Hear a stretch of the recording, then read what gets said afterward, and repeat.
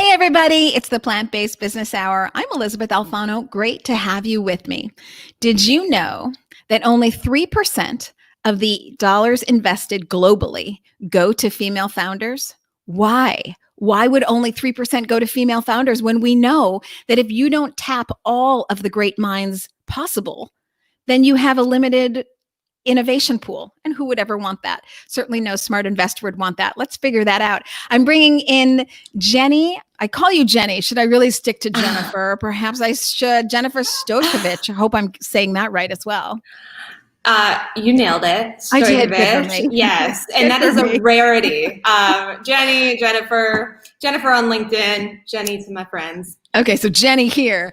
Jenny Stojkovic is the founder of Vegan Women's Summit, and they do incredible events and interviews, really highlighting the female founders, primarily in the tech business arena, but not only, not specifically. And then they have the Pathfinder event that we're going to talk about, the Female Pitch Fest, coming up December 5th. Okay, so before we focus on why you started Vegan Women's Summit, let's start with your story and how you entered the tech world and what brought you to start the Vegan Women's Summit. All right. Well, like many in San Francisco, I went west with my career to work in the tech industry. So I have been working in tech for about half a decade or so. Mm-hmm. And my work has really been at the forefront of doing advocacy and policy work with all of the largest brands in the world, everyone from Airbnb and Uber to Google and Microsoft. I would say if they're on your phone, they're probably one of my clients that I've worked with. And so over the years in San Francisco, we've seen like a huge explosion, not of just tech, but of food tech. And so I've really noticed in the last few years that food tech is really becoming the next big tech industry. It's not just, after 2008, there was like a big gig explosion, and there's been different eras of the tech industry, right? There's been the big gig explosion. There was the .com boom. And I really think food tech could be the next big boom. And so a few years ago, I started to really kind of dip my toe into how I could blend the tech industry itself and many of the leaders in the industry with some of the food tech leaders that were beginning to emerge. We're talking about back in a few years back, we're talking about like Josh Tetrick and Uma Valetti, and a lot of them were really kind of popping up in the Bay Area. And so we started doing programming together to essentially, I envisioned it as kind of passing the baton to the next big tech leaders, the food tech leaders. And after doing a little bit of that work, I discovered pretty quickly that I seem to be seeing the same kinds of founders over and over. And unfortunately, it was, all of the big invested companies that were coming out of the Bay Area and California generally were all male-led. And that's kind of shocking, right? Especially considering that women are like the main consumers and they make more than 90% of purchasing decisions. And we know that, especially when it comes to vegans, more than 80% are typically female based on most of the surveys. And so I noticed something was a little bit amiss there. Yeah, so much to unpack there alone. First of all, very surprising from one of the most progressive cities in the world.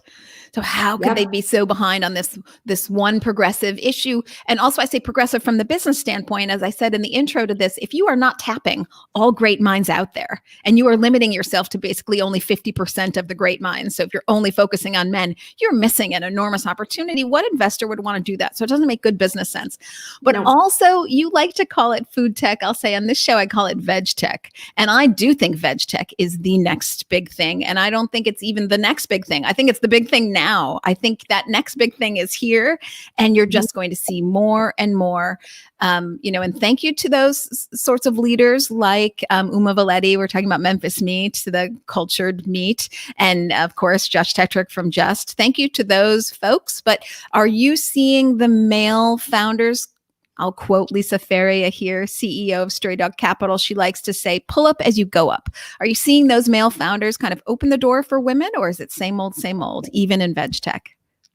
So veg tech, I like that. And I should actually clarify a lot of the work that we've been doing, especially with Pathfinder, we're finding all kinds of animal replacements too. We have fashion, we've got beauty. Yes. So, veg tech is really a much more appropriate word for what we're seeing.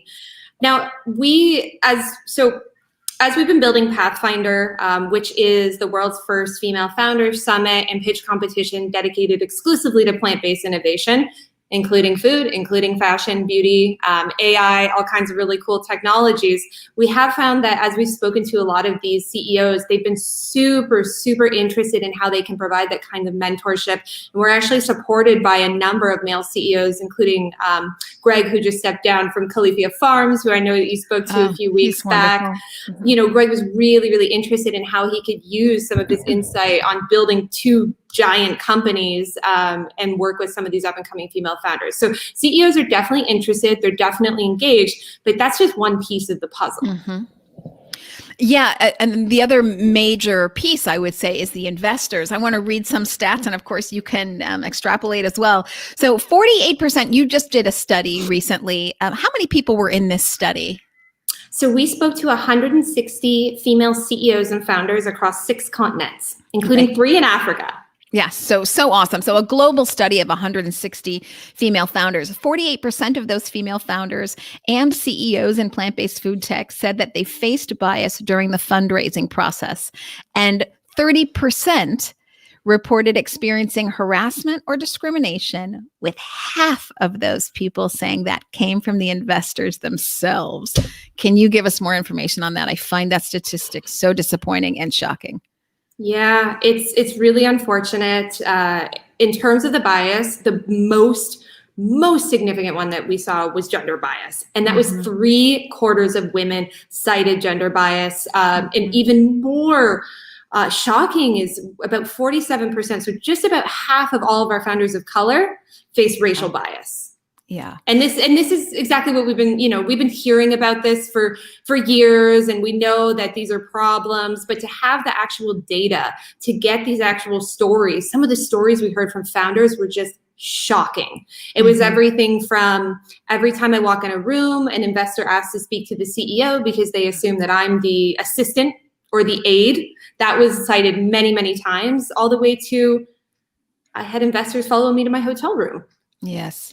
Yeah, I knew that was coming. I figured that was going to be in there somewhere. I was going to ask you that stat that I said 30% report experience harassment and discrimination. Harassment, I'm assuming it's sexual harassment, but maybe it's also more of making fun of someone or trying to ostracize them according to their sex or gender as well. Yeah. Yeah, absolutely. And just to add to that, we asked about 12 different categories of bias and discrimination being faced. And one of the ones that was really fascinating was a lot of women face discrimination based on their diet. They were looked down upon for being vegan. Really? That is so unenlightened. That is just so scientifically not accurate.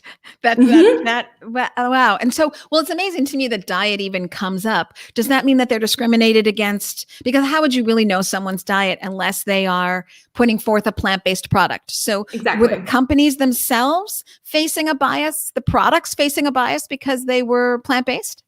Yeah, absolutely. So one of the things, as you know, Elizabeth, we spoke to the founders about their experiences with different investment funds.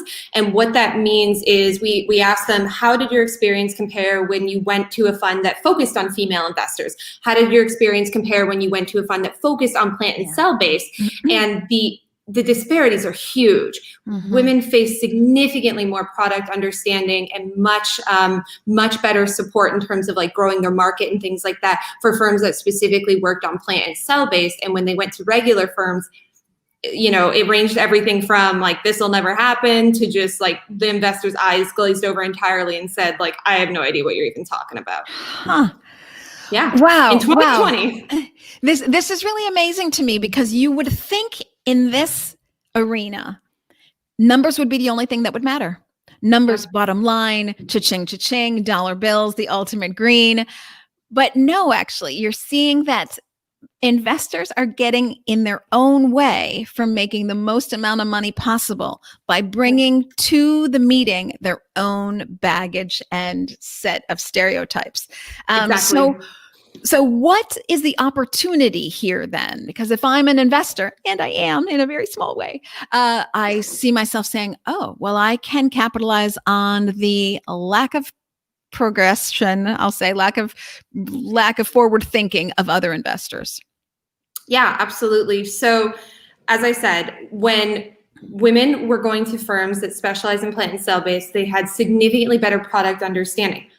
But the more interesting and compelling stat, and I think we can, bring the two together, is women that went to funds that had other female investors faced a much different level of support. And so it is actually shown that all of the barriers that face female founders in general, outside of the veg tech space, but in general, all the barriers that face female founders are completely erased when there's female investors in the fund. So there are studies that show that just by having the presence of other women investing, there is significantly more support. And so we had stories from, we felt like with female investors, they better understood the product.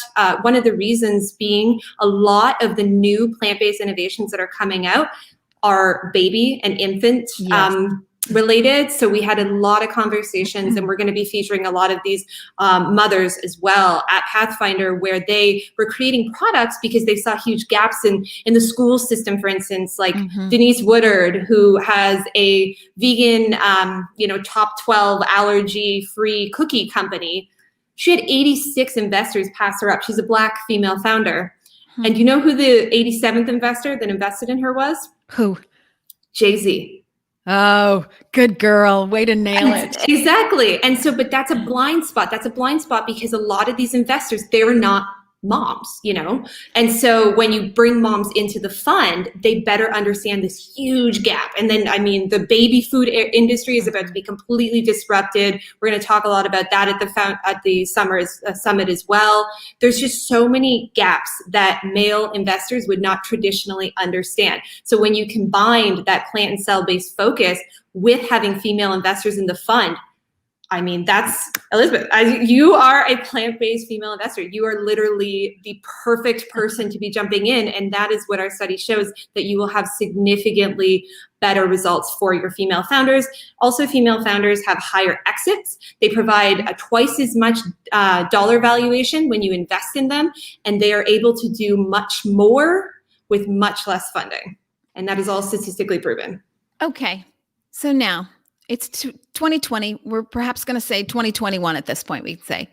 In 2006, Mohammed Yusan, I hope I'm pronouncing that right, won the Nobel Peace Prize in Bangladesh for his work as an economist and his bank for loaning money, microloans, because Bangladesh, so smaller amount loans, to female founders, women entrepreneurs.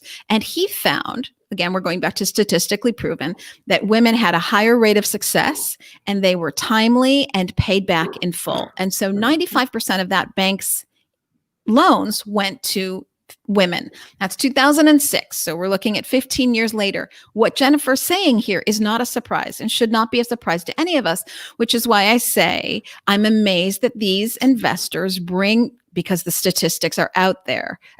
What you're showing us is revelatory, but it's not that.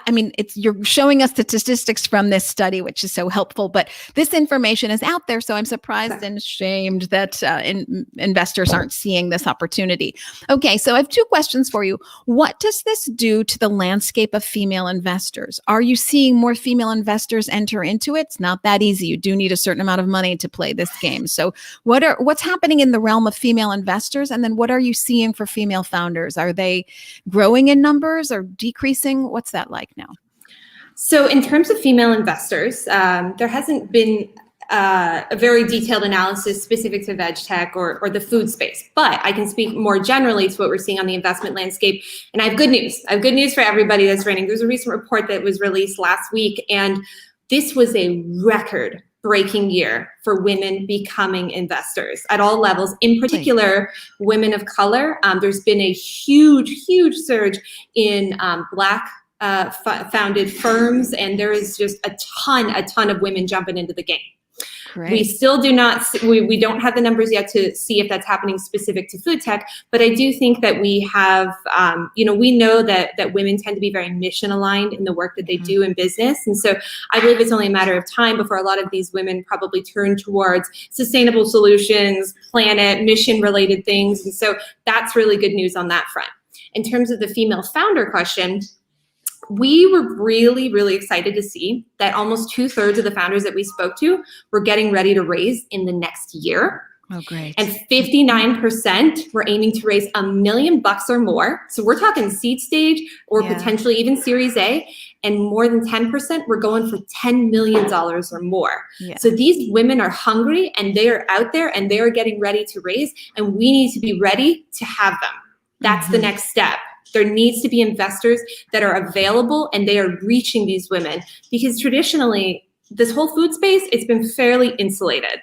We know this. I mean, there's the same few hundred people that kind of provide all of the investment, and there's really only a handful of firms. And so we want to break that open and create a mainstream entry point for women of all backgrounds to break into food and to understand there's an opportunity for them.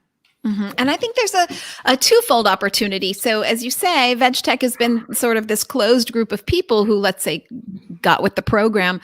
But now that, Beyond Meat had that wonderful IPO that just got so much press. So there are other dollars coming into the space. And I think you're seeing, for men and women, the investor pool is getting larger. And then with that kind of growth, you're also seeing a growth in female investors, which is really very exciting.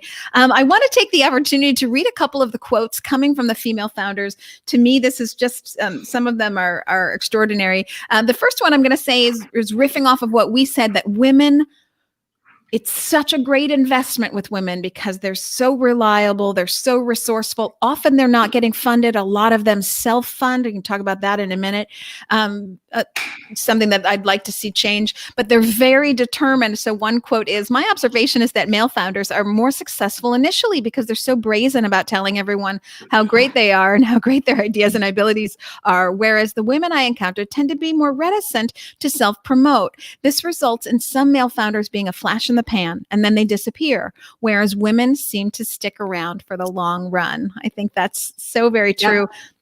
And then here's another thing that I'd like to talk about. I found this so very annoying. One female founder said, "My co-founder is my husband. And it's often a struggle as people assume I'm only part of the company because we're married. We both really had to go out of our way to prove to investors that I'm an integral part of the company, even though the tech was my idea." Yeah. Which is incredibly frustrating. It feels like much more often I get the question from investors of what my role is on the team, whereas my male co-founder, my husband, does not. So there's this assumption we talked about earlier that you are the aide or the secretary or the behind the scenes rather than the person driving it. So very frustrating. I'm wondering if you have any feedback from those male co-founders whose partner is a female, if they comment at all about recognizing the bias that happens obviously in front of them as well, because it's happening to their business partner. Yeah, absolutely. So first, I want to start by saying the majority of women that we spoke to that had co-founders, about 70% had a male co-founder. Mm-hmm. That is not by accident. Unfortunately, many of the women consciously choose having a male co-founder, knowing that they're going to face inequities when it comes to pitching, and they specifically want a man to be in the room. And unfortunately, we have spoken to a lot of those male co-founders specifically about these experiences, and they 100% see it. They very often are seen to be anything relating to tech. There's definitely seems to be more of a bias there. If it's anything tech related, it's always assumed that the male co-founder is the one who built it, which just when it comes to the women that we were doing, especially some of these cell-based entrepreneurs. Yeah. It's all, it's almost always female scientists. And so that's definitely something that is recognized by the male co-founders. They do their best. A lot of them, range from saying like, we just kind of sit there and we always let the female co-founder lead the pitch, to some of them actually reprimand the investors and say, actually, she's our CEO, not me. And, I do think that men are being allies in this situation, but there's a lot more systemic change that needs to happen before we can really correct this imbalance. And I do think it does take both parties. It takes women standing up for themselves, and it takes men recognizing the injustice and standing up and say, hey, that's not cool. That won't fly here. So I do think it takes both parties. Is it simply a question of age? Okay, there's a generation out there of investors that, the way they move through the world is just not how the world functions anymore. And it's just a question of younger investors, male or female, coming to the party, or is it something more than that? That's a good observation. Definitely age was one of the top biases that was reported in our survey. I have had a number of conversations with women that were, and when I say young women, I mean 30. These are not young women, but they have definitely had their age brought up by investors. And it is almost always older white male investors that make the comment. I have had some of our founders that are actually featured at Pathfinder have told me things like being called little girl. One of the world's biggest founders told me when she pitched her company, one of the investors told her to get back to the kitchen, and that would make her, that if I was your husband, I would send you back to the kitchen. That founder's been on this show. Yes. I bet you she has. Yeah. Yes. And she does a world of good with her sanctuary and her food business. She's wonderful. Can we say, or are we not allowed to say? Well, if you knew. Yes, I know. So Miyoko answered that on this show in Plant-Based Business Hour. One of the early investors said that to her, and of course, you can't shut Miyoko down. That just won't work. And that's what's fascinating about Miyoko's story, though, is that she founded her first business at 57, and so Miyoko actually. So there's. It's like women can't win, right? It's bimodal, and so we saw a lot of age bias on the young. You're too young to build a company. And then we had a lot of founders that in their 50s and even 60s, particularly some of the women that there's some incredible stories of women that beat cancer through, and they saw a plant-based diet, saw the light. And so they decided to go found a plant-based company after. And so a ton of women are also told they're too old to found a company. It's like the Goldilocks, like what is the right age? And it's ridiculous that you have to fit into a box, period. Again, we're talking about business. Only numbers should be important here. Only dollar signs, only gross margins, only exit plans. This is all a numbers game. This conversation shouldn't even be happening. I'm not 100% surprised that it is, but it shouldn't be happening. So let's talk about the things that are in play to change that. Primarily, we talked early on in this interview about the Vegan Women's Summit, but beyond that great events program and community that you are having for women, you've created the Pathfinder Pitch, which is December 5th. So tell us all about that. Yeah, absolutely. So on December 5th, virtually, so everybody is invited to join. We will be hosting Pathfinder. It is the world's first female founder summit and pitch competition dedicated exclusively to plant-based innovation. When I say everybody is invited to join, whether you are a founder already, you think you just want to learn more about plant-based business, maybe you're an investor, all genders, all backgrounds are invited. And so we will be featuring over 24 of the world's leading plant-based CEOs and founders, all women. And then we will also be having a pitch competition where we will be giving out a $50,000 prize package to the winner. It's going to be Shark Tank style, except for vegan sharks. We have 5 different venture capitalists that are going to be live judging it. So if anybody is a Shark Tank or a Dragon's Den fan, you can join and watch 5 different participants go live. I'm very, very excited. I will tell everybody we are closing the deadline for pitch applications this Friday. And there are some amazing applications in there. We have reached women all over the world. We have over 600 applications currently in the queue right now. We've got everybody from Chile, all the way to Mumbai, all the way to Manila, all the way to Canada, which, by the way, that is where I'm from. Canadians, if you are watching, please get your pitches in. We need more of you. And so this competition will take place after the Female Founder Summit. It's a full day program starting early in the morning, and we will be doing a full day of programming. We also have 2/3 women of color that will be speaking. We've spent many months curating the best and brightest, most interesting female founders all across the world. So there's going to be a ton of founders that you've heard of, like, of course, Miyoko, of course, Shamasuko Lee, who is the founder of Sunfed down in Australia and New Zealand, a real plant-based leader there, all the way to some of the most interesting new women building everything from bacteria-based leather the future of baby food. We have a team that's actually Michelle Obama backed that's going to be joining. It's going to be very, very special, and it is the start of something very, very big to turn the curve on getting more female founders in the plant-based space. Yeah, I think this is a win-win in so many ways because, women are known to be change makers. So as we look to veg tech to be the foundation for changing our food supply so that we can have a safe and secure and more efficient food supply so that we can have a safe and secure future. That's plant-based food. So it's wonderful to see so many women interested in being entrepreneurs, but having that impact with their business. I want to answer a question here from Mark Weinstein. He says, well, he's got 5 vegan women founders. How can they get connected and plugged into this? So Mark, I'm going to point you to, there's a website address at the bottom of your screen, veganwomensummit.com. And you can go right there and any of your founders can go ahead and apply. So that gives me a question, Jenny. Is there a certain kind of founder that you're taking? So by that, I mean, can they already have a product in market, or is this at the idea stage, or who can really apply? Yeah, so we are looking for early stage founders. We are hoping for at least have a prototype. So this is definitely nobody past the seed round for sure. And we are really looking to launch some companies out of Pathfinder. We have no geographic restrictions, so you can apply from anywhere in the world. That's the perhaps one silver lining of this pandemic, is that in the virtual setting, we can reach women from all over the world and really remove those barriers to participation.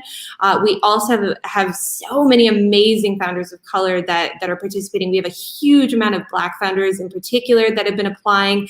So we're really, really excited to hear about these products that haven't quite made it onto the shelves perhaps, or have on a limited basis, but we want to jumpstart some new businesses here, and we're excited to do it. Yeah, so that's really exciting. So if you go through the Pathfinder program, I'll call it a program because you have the pitch, but then you're winning $10,000 in a cash prize and $35,000 in mentorship, really a relationship with Evolution. It's one of the best branding agencies in California. It's really, and then we also have like a free 6 months of global WeWork with their WeWork food labs. Everybody's throwing in on this. We also just recently secured some legal representation they're going to be throwing in. Nice. Everybody's just super excited to figure out what we can do to jumpstart these female founders. And I'll tell you this, but there's so much more out there than anybody has any idea. There's so many women that are inspired. They just need the access. If you're not born outside of Palo Alto, you'll have never met a VC in your life, right? And so we just need to create an entryway to really bring women from all backgrounds into the space. And I really think that Pathfinder is going to be the first step to it, but we have a lot more in store, and I hope everybody's able to join. Yeah, it's so very exciting. I do want to say veganwomensummit.com. Go ahead and apply. The application process is really pretty simple. So go ahead and apply because it is such an inspiring and exciting time, because you have all these female founders, you have all these women who want to change the world, you have all these new and novel products that actually have an impact, you have a consumer base that is ready to accept them. And that's changing more and more. You have flexitarians, really the growing market. About 21% of the world population is flexitarian, meaning working in more vegetables, working out the meat. So you have a consumer base that's growing, that's really wanting these products. The money is there, the time is right. So there's so many things coming together to really push these female founders forward. And it's not just that they're female founders. You want the best ideas out there to win. That's what innovation is. And so these women coming forward with a mission, I think, is so critical and important. Okay. Any last words you want to leave with people on how to apply? Like, if anybody applies, do they all get in? Is there anything that would make you not get in? Let me ask that. So we have our pitch application is online. As I said, it is going to be open until 11:59 p.m. Pacific this Friday. So please get it in within the next 3 days. We are looking for companies that are proposing a plant-based innovation. And what that means is we will look at everything from food to wearables. We will have a beauty category at Pathfinder. So we have an entire panel on the future of vegan beauty. There's a ton of animal products that are used in the beauty industry in particular. So a lot of innovation to happen there. But we will look at all products that are proposing an innovation mission that provides a plant-based alternative to what would otherwise be animal-derived. So that is really the key here, is we want to see how you can replace something that would be a traditional animal product. So what that means is if you are applying with, say, a pineapple juice company, that is not, though it is vegan, that is not replacing an animal product. But if you are applying with an oat milk company, that is something that would replace an animal product. So just to specify, that is really important to us because that is the core mission. We are trying to build a more kind and sustainable world. So we want to see your ideas. And like I said, please get them in within the next few days. We are not able to extend the deadline. We have had an overwhelming response. I did not expect to get over 600 applications, and it is still going up by them. As we are sitting on this call, I have gotten probably 10 more alone. Wow. So please get your pitches in. And otherwise, if you want to join the event, grab your ticket. We are going to be doing a full day of programming. It's going to be the start of something very special, and we want to have you aboard. Yes. And again, anyone can join and watch. So if you are a Shark Tank fan and you like this kind of thing, just get your ticket because it's going to be a great fun day. I'm very excited to be one of the speakers actually on December 5th. So, everybody get your ticket. We're going to have a great time. You're going to learn a lot. So particularly if you're thinking about being an investor, you want to learn the ropes, you want to be a part of the change that is happening. No doubt it is happening. This is a great educational day for you as well. Okay. So speaking about having an impact, I want to bring in a guest who is a female founder. She just was on Shark Tank. So excited to have her here. I want to hear about her experience as a female founder. I believe she has a male co-founder, and she's just been backed by a VC. Tanya, let's hope I get this right. Tanya Oseguera, how are you today? Hi. I'm very, very happy to be here. Thank you guys for having me, and I'm super happy. Can I say, soy feliz que usted es aquí conmigo? Well, you did it great. Yeah, of course. Yeah. So there we have it. Hola, I'm so happy that you're here. You are joining us from Mexico. Is that right? Yeah, right. I'm here in Mexico. I live in a city called Querétaro. So hello to everybody from here. That's so wonderful. Okay, so you've had wonderful, exciting news. You were just on Shark Tank Mexico, as I understand it, pitching your company Benji MX, which is alternative protein, alternative meat company. Yeah. And yes, if I have yes, go ahead. Yeah, we make plant-based meat substitutes. That's what we produce. We've been in. Yeah, thank you. Yeah, that's the kind of product that we make. As you can see, this is the actual product in the preparation. We sell them in over 100 stores here in Mexico, and we were in Shark Tank. Our episode aired last Friday. Oh my gosh. And yes, we got the investment from actually the only female shark that we have in Mexico's Shark Tank. Yeah. So, really? Say that again. Did you say the only female startup in Shark Tank Mexico? Did I hear that right? No, the only shark. Yeah, the panel. Well, they have different female VCs, the female investors.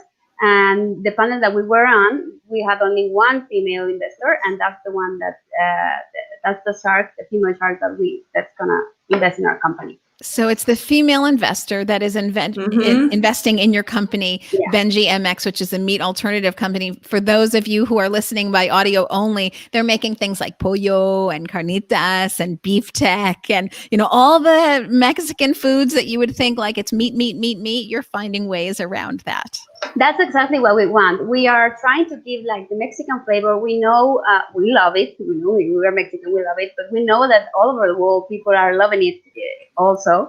So why not offer them an alternative that's delicious? You can make very good dishes with this, and it's also sustainable and has a good impact. So that's why we are doing what we're doing. Yeah. Yes, it's such a wonderful story. But now you as a female founder, and I believe it's your husband who's your co-founder. Do I have that right? Yeah. My husband is my co-founder, and he's a vegan, and he's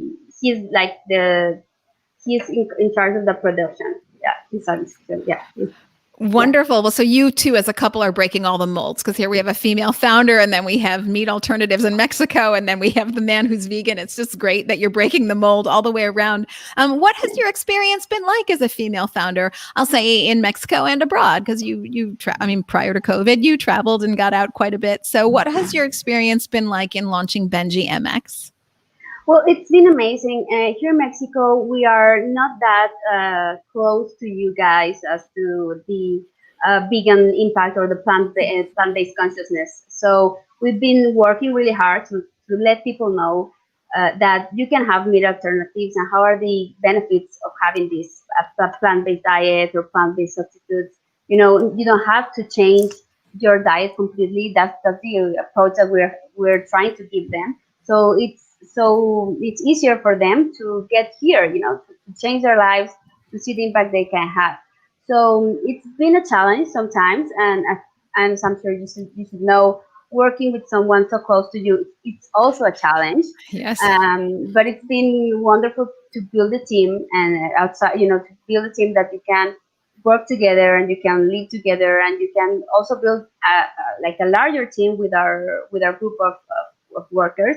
It has been just an adventure and a challenge. Of course, we've faced different situations. You know, our Shark Tank episode was very controversial. We've had they posted on YouTube, and we've had over 500,000 views. You know, over the weekend. But that's good, because I think we are trying to give more information to people and try to invite people to try this. We have a huge response. We are swamped with orders from our online store. So it's good to know that we are proving not only to the investors but to everyone who's watching that there is a market. You know, even there is a market, and they are answering and they are responding just that fast. We started getting orders when we were when the program was airing. You know, we were starting getting the emails. So this shows that people are ready to learn a better way to eat, a better way to live. We are very happy about that. So I have so many questions to ask you. I think this is so exciting. There's nothing more exciting than talking to founders. So first of all, historically, when I think of the Mexican diet, I think my very favorite rice and beans and avocados and tomatoes and lettuce and spices. I mean, this to me is the ideal meal. And then somewhere along the way, really when the Spanish arrived, I think meat really entered into the diet. And I'm wondering if you're finding that the Mexican culture is very open to going plant-based, plantains. I mean, all these great things. Are they already very open and predisposed to meat alternatives? It's kind of funny because as you say, our like traditional diet is mainly plant-based historically, and we studied it and we know it's plant-based. We have so many ingredients here that people just use, and it's great. But when society started to change, meat became a luxury item, you know. So then people changed, you know, the way they thought that the more eat you're having, the better like life you have, you know. Yeah. But it's not a nutrition situation. It's like a society thing, a social issue. So what we're trying to do is to change that, to tell them, you know, this is a way of thinking that maybe it's not that correct. So look at this, we can do that. So why don't you try and have the same dishes that you already love, but with a better approach? That's exactly what we're saying. Yeah, I love this. You see the same thing in Asia, particularly in China, where they're saying that eating meat is the symbol of social status, and that if you're eating meat, then you are wealthy or upper echelon, or it carries with it all these falsehoods, really, because really what it means, if you're eating meat, then you're spending a lot of money on doctor bills. But I think the same thing is true sort of in Latin America. But the good news is not only do you have that historical traditional base of rice and beans and plantains and spices, as we were discussing, but also Vegconomist is reporting that Latin America, now of course Mexico's in North America with us, but you know, countries like Argentina, very meat-based. Argentina Argentina, Brazil, Chile, they're having explosive growth for plant-based. And I would assume that Mexico's probably in that mix as well. Yes, we are having a lot of growth. We grew 3 times from when we got our first investment. Our problem was that we couldn't produce enough. So when we got these great investors, they were like the perfect match for us. So we could grow, and we tripled our sales in 18 months. It was amazing. So this is another proof that we have the market. People are ready. They want to eat it. They want to try it. So why not invite not only people to try it, but some other investors to join? Maybe not my company, but some other companies that are actually showing up in this area. Yeah. And you had said that the female founder who's backing you from Shark Tank, you also have, and I'm assuming she's in Mexico. Perhaps I have that wrong. She's in Mexico. She's in Mexico, yeah. But you have some U.S. investors as well. I don't know if you can share a little bit about that. Yeah, Big of course. Yeah, big ones. Yeah, we got investment from New Growth Capital. Hi, Dan. He's Dan. The best. Yeah, Yes. we love him. Yeah. We're Dan fans. We're all Dan fans. I'll say that just to give people a sense for how big and important Univis is. So they're behind Just Egg. They're behind Good Catch. So some brands that everybody knows. Okay, so Dan at Univis is investing. How wonderful. Yeah, they invested, and it was actually we met him by chance. We were in a food innovation event, and he gave a speech about plant-based businesses. So we approached him and said, like, you know what? We have a plant-based business. Guess what? So we started talking, and that's when the magic, happened. And it was wonderful. It has been wonderful. They have a way of doing things, but they are super supportive. They gave us a lot of advice through all the way. It has been an amazing road with them. So yeah, it has been a change for our company. It made all the difference. It's so wonderful. So I'm having a lot of questions here. What is your name and how can they get some? So Benji MX, what is the website so I can put it up? And do you do direct to consumer to the United States? Not yet. No. We are really sorry. We tried since we are actually working on it, but we haven't gotten there yet. We got a lot of emails from U.S. Consumers after our appearance in Shark Tank, and this is what we answer. We are not there yet, but believe me, we are working on it. We are currently in talks with people that can get us there. But if you are in Mexico and you're watching this, we have www.benji, the way it's written over there, .com.mx. That's the website. And we have a map with the stores where you can find it if you live next to some of those stores, or you can order from there. Okay, so I'm getting this to everybody. www.benji.com.mexico. So I'll ask you right now, you're mostly business to consumer, direct to consumer, or are you also selling to restaurants? We are mostly business to stores, but okay. We are opening our food service. We have 2 food service clients. I don't know if you know pozole. If you know what pozole is, it's a very traditional Mexican preparation. Yes. So they make. We went with them and said, you don't have this option, but we're trying, as I think we all are, is to give more variety to consumers so they can try this kind of dishes. So they said yes, and that's what we're working with. Yeah, it's so wonderful. So I met at the Good Food Institute last year a founder of vegan fast food restaurants in Mexico City. So if you are not working with a vegan fast food restaurant chain in Mexico City, I will connect you if that's please. Something that's of interest. Okay, so just one last question for you before you go and hop off. I know it's a busy day for you. Founders work harder than anyone on the planet. I'm wondering if you have any tips for female founders. You obviously have your own experience of going through the ropes and trying to get your business successful. What would you say to female founders if they have a male co-founder or not, even those who are on their own?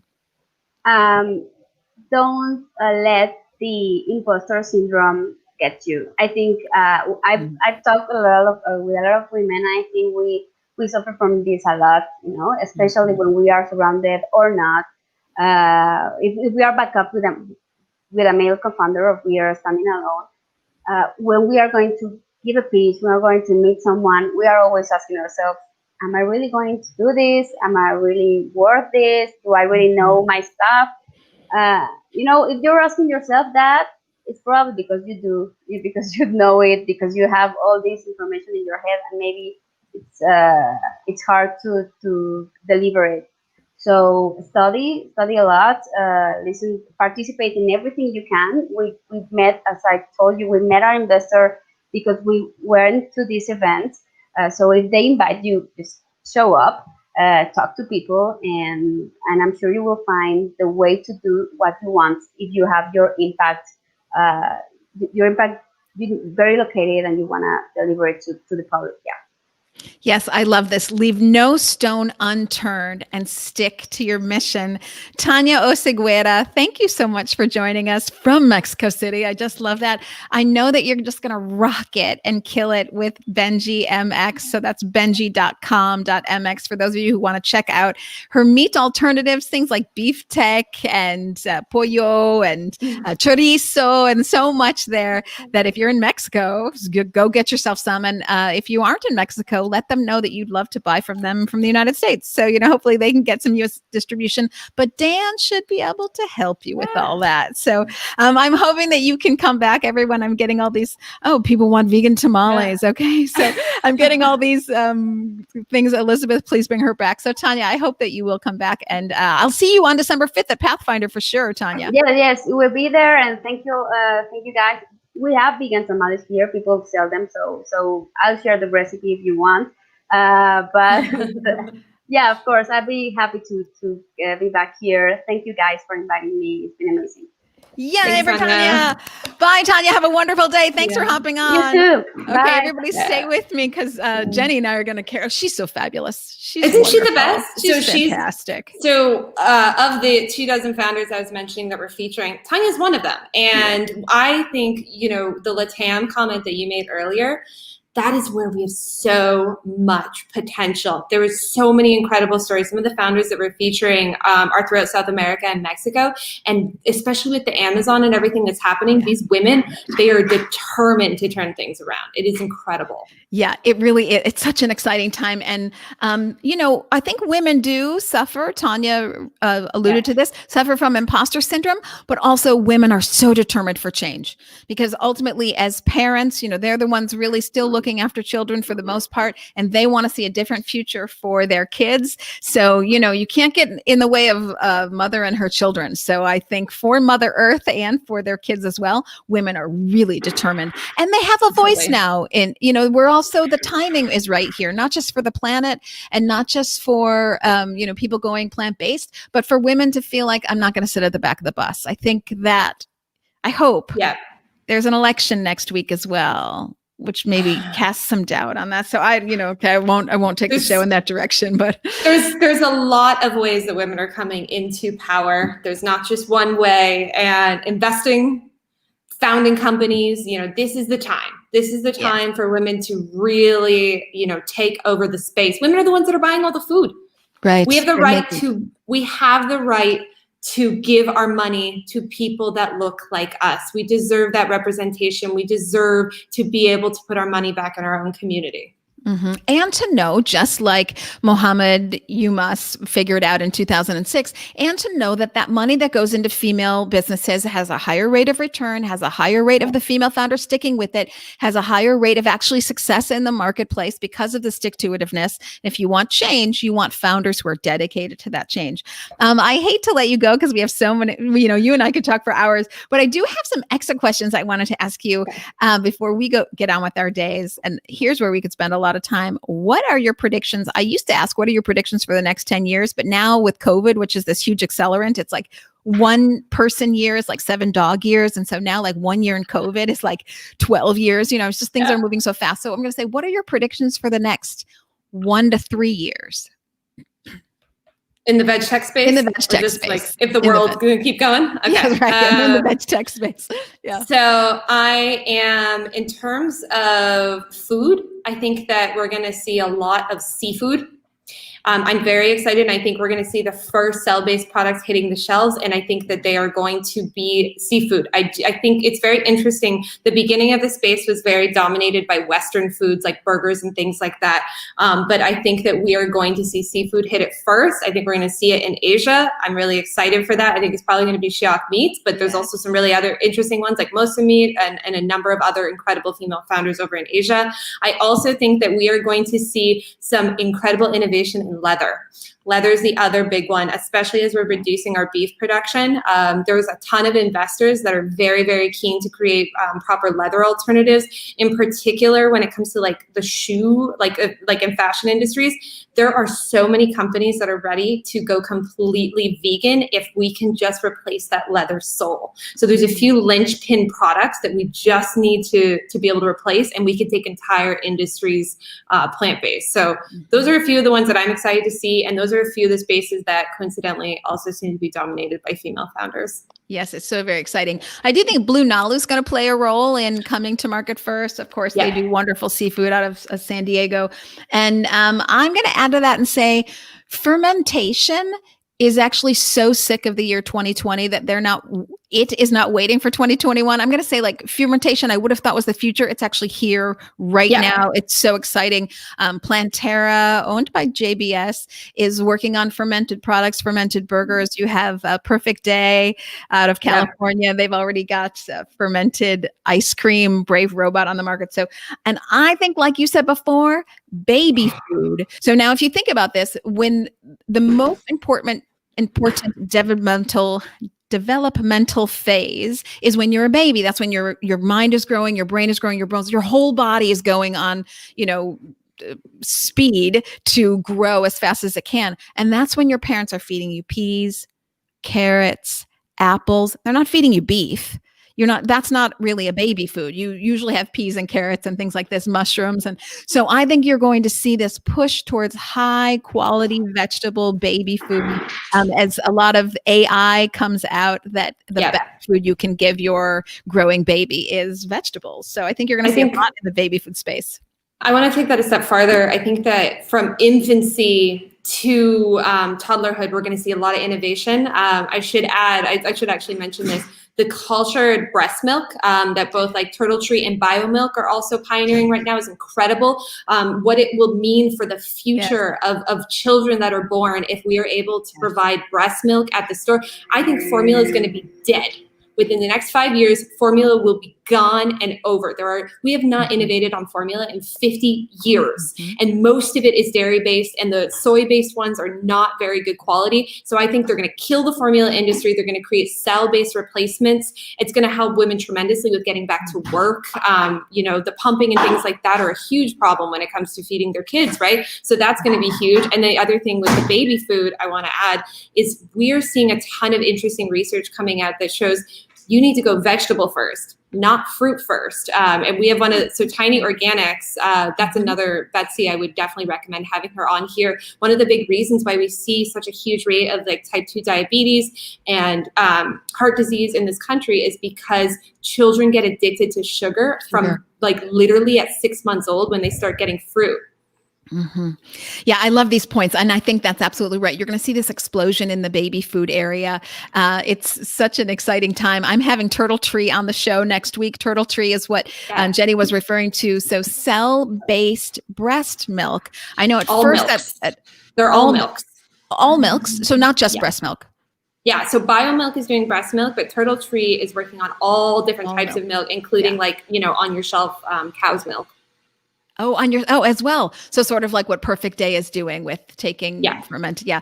So just a very exciting time to see that kind of innovation. And if you think about it, since when you have a baby, you don't have a baby cow, you have a baby human. And so the best food you could give that baby is human milk.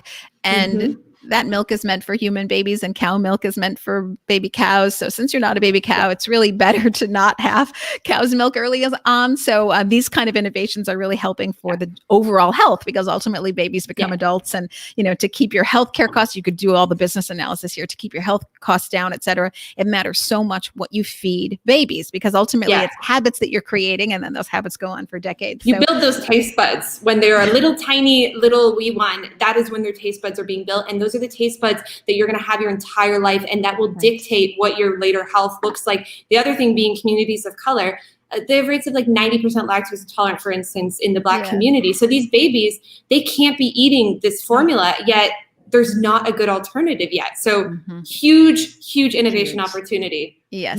Tech, mompreneurs, whatever you want to call it, that's where it's at.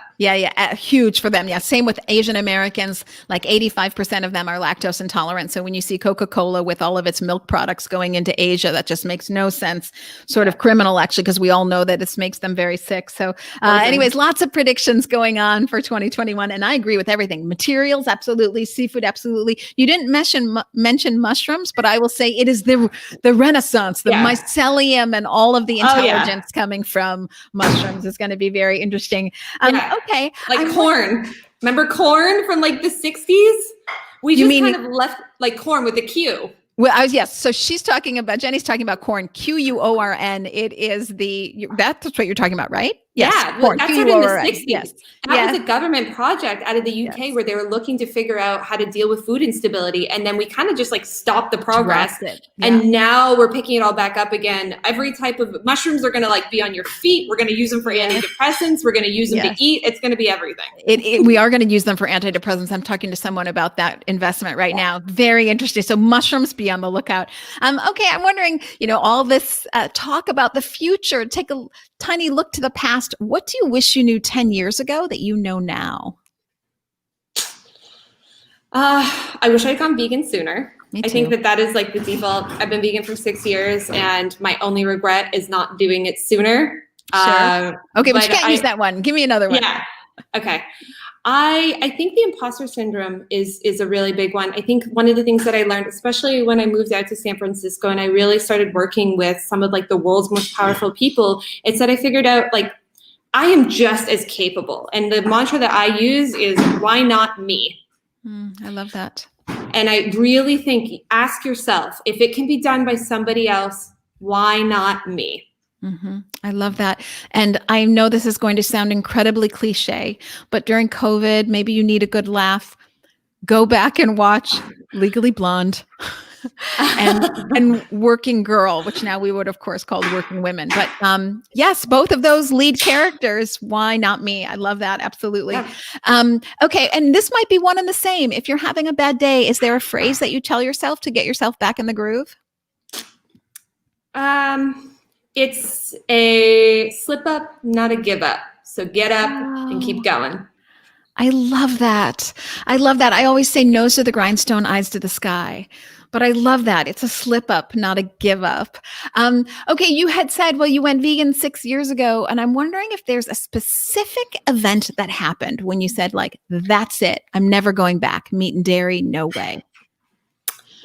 So I don't know that I necessarily had one of those like epiphany moments. It was more so, it was a moral thing for me. I definitely, I could get into a whole conversation about what happened in my life that created me or put me on the ethical journey. But I think if you become plant-based for ethics, there's no going back. You are a vegan for life because you are understanding that there is an entire world around you and you have no right to invade into that world. Everybody, the thing that I like to remember is from the tiniest little ants to the little lizards outside, everybody's just trying to get through the day. They just want to have a warm place to sleep at night and food to eat, whether you're a human or a little tiny bug. And so just keeping that in mind as you go throughout your day and being just mindful of that, I think that's extremely important. I love that. Yes. From the tiny little ant to the large us, we're all just trying to get through and do as little harm as possible. Just kind of be on the right side of that equation. Okay. So you're running around like a crazy person. Let's say it's December 5th. It's the Pathfinder Pitch event. You're running around like crazy. You have no time to eat. What is your go-to snack? I love no-cow bars. I love No Cow. no. I just want to like plug No Cow, vegan company. The reason No Cow is great is because they have 1 gram of protein per 10 calories. I don't think there's anything else like it on the market. They have no added sugar. So somebody that is like a gym rat like me, they are what I go to every single time. And if you guys haven't tried them, seriously, go check them out. They're delicious. I haven't tried them, so I'm going to do You it. haven't tried No Cow? They have a birthday cake flavor. Go to like CVS or something like that. They're at most drugstores now. Really delicious and very, very high protein. The kind of thing where people say, where do vegans get your protein? I'm like, I got a little bar right here that's got 21 grams, homie. Yeah.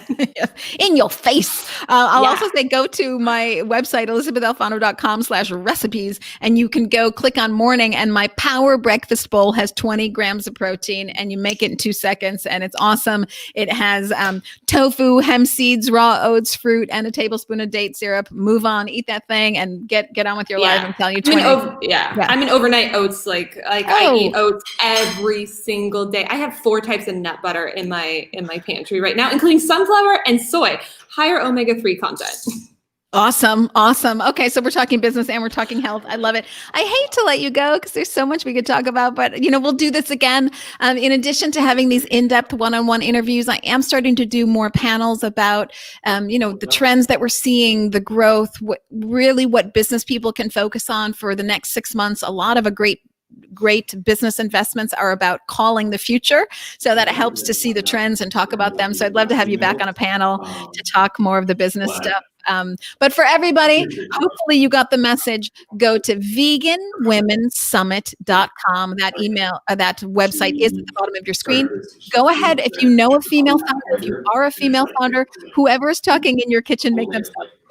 I can hear somebody in the back. But okay, thank you.